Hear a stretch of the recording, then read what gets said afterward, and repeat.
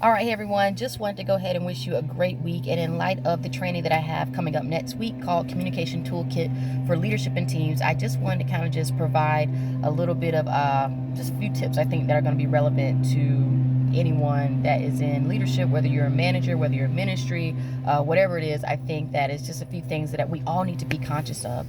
We're living in a time right now where we have a lot more younger people that are coming into leadership positions, myself included. I will talk about particularly the Millennial Generation. And a lot of times when people come into a position, if they have not been affirmed prior to coming into the position or the title, they will use the position or title to affirm who they are. And I've seen that. I have fortunately have not experienced that. From the time I've been actually pretty young, I have always, I want to say 90% of the time, I've been in a place where I was in a position of leadership, and most of the people, they were old enough to be my parents or even perhaps even my grandparents. Now, one of the things that I was very mindful of was, in spite of, regardless of the type of degree that I have, regardless of the skill set that I have, or even the experience, even if it exceeds the people that I'm leading, one of the things that I've always have continued to make sure that I'm conscious of is maintaining a attitude of honor. A lot of times when people, they get in these positions, they want to be honored, but I would say that you cannot be honored unless you're honorable. And there are just some very simple things I would say that are so imperative when you are looking forward to having a team follow you, when you're looking for a team to believe in your vision, to believe in the mission, to believe in a project that you're putting before them. One of the things, just very simple things, is please and thank you. I can recall just being in a management position, and there were people actually that were on my team that I was over, and they were old enough to be, like I said, my parents or my grandparents. And when I was talking to them, I would say, yes, sir, yes, ma'am, no, ma'am. And just doing that shows that I respect you and that I acknowledge you. Another aspect, I've seen this sometimes before, and it is absolutely, it is very disdainful. And I think sometimes people don't realize they're being disdainful, but it can be very disrespectful as well. I've been in a position where I was, let's say, in my office, and I was typing, and while I was typing, let's say the custodian comes in.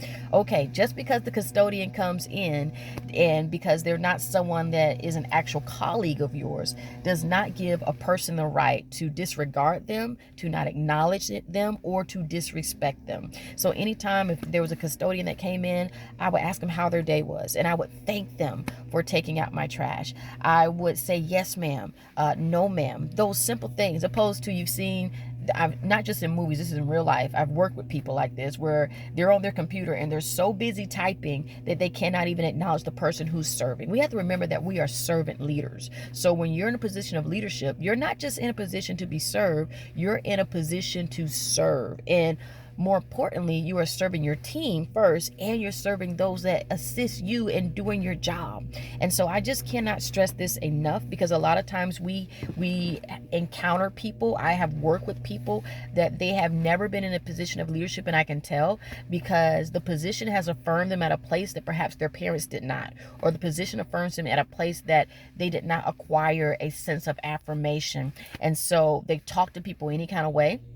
They disrespect them, and it just really gives young people a bad rep. It gives people just this bad stigma, especially sometimes if you are a female in leadership. Oh my gosh, that can all the more give a person a bad rep. If you have a bad attitude, if you feel like you have to overexert your femininity and being a feminist, and I'm not against feminism. What I'm saying is sometimes people work too hard to try to establish their authority, opposed to just living in the authority and living in who they are. The president of the United States never has to walk in the room and announce that he's the president of the United States. You simply just know it based upon how he carries himself and who he is. And so I just wanted to encourage people to do that, to make sure that you are honorable. You cannot demand honor if you are not honorable. So take some time to make sure that you are honoring the person that's serving you, the person that's taking out your trash, the person who's wiping down your desk, the team that is pushing and making sure that the performance measures and the outcomes are going to meet every deliverable that is on your charts for this quarter. Make sure that you honor those people. Make sure that you take time to appreciate them. Write them a thank you note. Tell them thank you. And don't tell them thank you just to give them another order. Genuinely and authentically tell them thank you. And if you practice honor, you you yourself will also be honored. Remember, if you can change your communication, you can change your life. Remember, Communication Toolkit for Leadership and Teams is coming up January 19th next week at 6 p.m. You do not want to miss it. You guys have a great day. See you later. Bye-bye.